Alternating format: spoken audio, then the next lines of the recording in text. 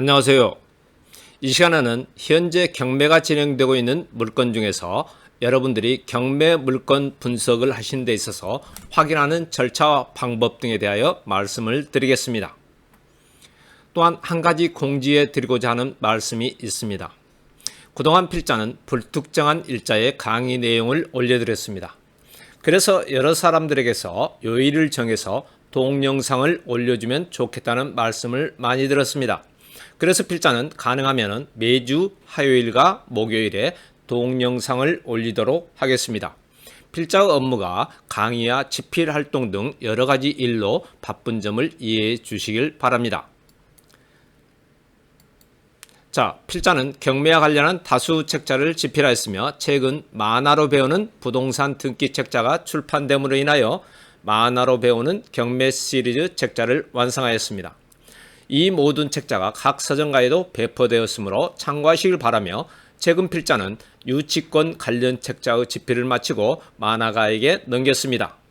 당초 필자는 유치권 관련 책자를 제외한 4권의 책자, 즉 맹지, 법정시장권, 공유지분 경매, 부동산 등기로 마무리 짓고자 하였으나 출판사의 요청으로 유치권 책자까지 집필을 완료하였습니다. 그러나 또다시 출판사로부터 MPL 관련 책자를 여러분들이 알기 쉽게 만화로 집필해 달라는 말씀을 들었습니다. 시중에는 MPL과 관련한 수많은 책자가 있습니다. 그러나 독자들에게 불필요한 내용들이 너무 많고 페이지 수도 많아 여러분들이 보시기에 너무 어려운 것이 사실입니다.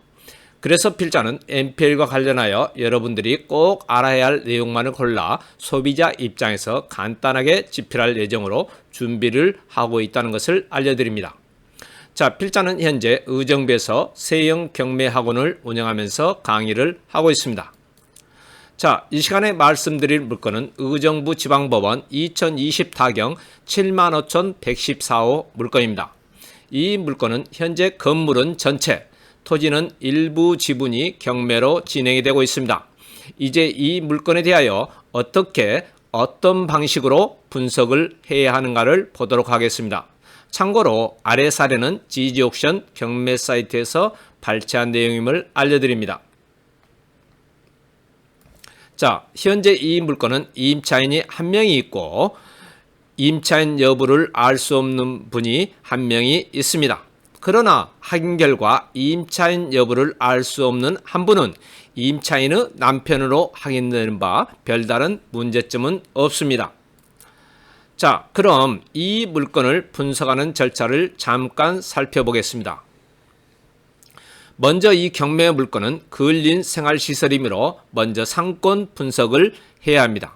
그런 다음 이 물건은 토지 4분의 1 지분이 나온 물건이므로 공유자 우선 매수와 관련해서 분석을 해야 합니다. 그리고 법정지상권 관련해서 분석을 해야 하고 마지막으로 인도, 명도 부분에 대해서 분석을 해야 합니다.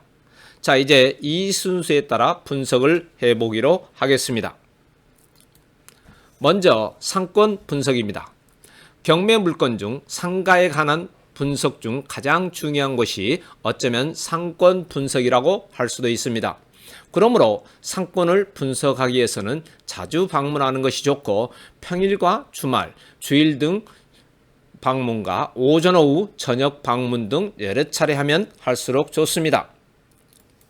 자, 이성지도에서 보면 서울 지하철 1호선 동두천 중앙역 인근에 위치하고 있어서 교통은 편리한 편입니다. 그러나 현재 가보시면 부근이 많이 침체되어 있는 것을 알 수가 있을 겁니다. 물론 미군 철수로 인한 것이 많지만 다른 원인도 많이 있습니다. 참고로 이런 물건을 볼 때는 인구 분포 등도 굉장히 중요합니다. 아무래도 노령층이 많이 거주하는 곳보다는 젊은 층이 거주하는 곳이 더 활발하게 상권 등이 형성되고 있는 것을 볼 수가 있습니다.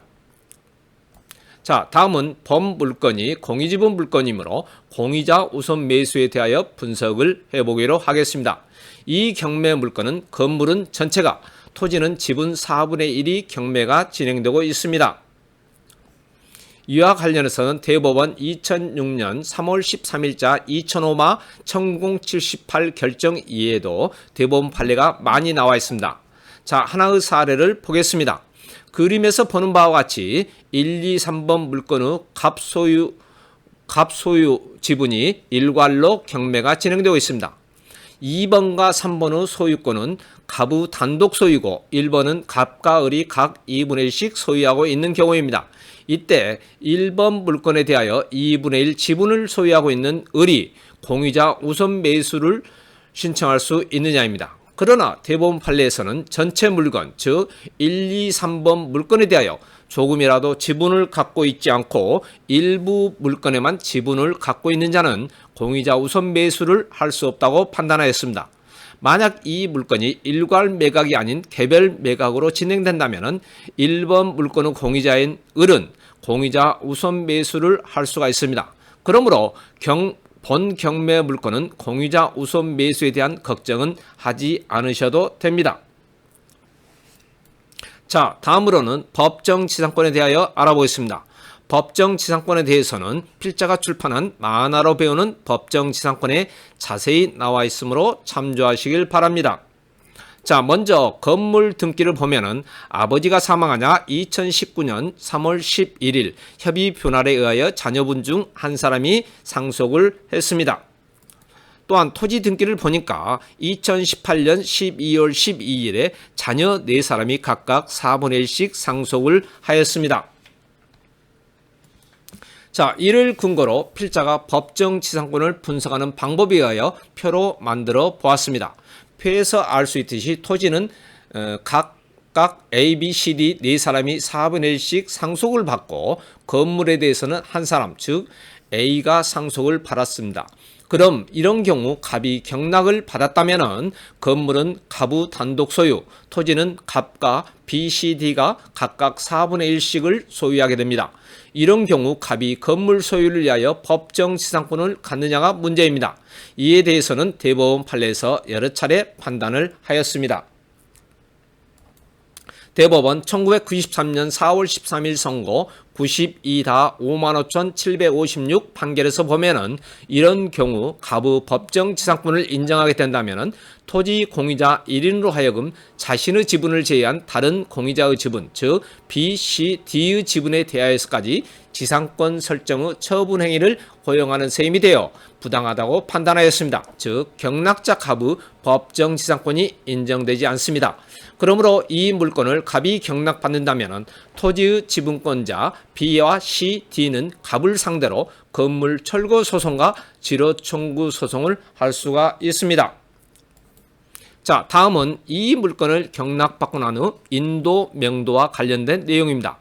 이 물건은 임차인이 전부 사용하고 있고 임차인은 경락대금에서 최우선 변제를 받을 것이므로 배당을 받기 위해서는 경락자로부터 명도 확인서를 받아 경매법원에 제출해야 배당금을 수령할 수가 있습니다. 이런 경우 경락자는 임차인이 명도를 해주어야 명도 확인서를 발급해 줄 것이기 때문에 큰 어려움은 없습니다. 자, 오늘 이 시간에는 공유지분 물건을 분석하는 방법을 보면서 여러 가지 사항을 살펴보았습니다. 자, 이제 방송을 마치기 전에 여러분들이 방송을 원하시는 내용이나 주제 또는 사건 번호를 올려주시면 가능하면 방송을 해드리겠고, 이렇게 올리시기 전에 구독과 좋아요를 꾹 눌러주시길 바랍니다. 또한 필자가 강의하고 있는 의정부 세영경매학원에 들리시게 된다면 실제 강의를 한번 들어보시는 것도 환영합니다. 자, 이상으로 마치겠습니다. 감사합니다.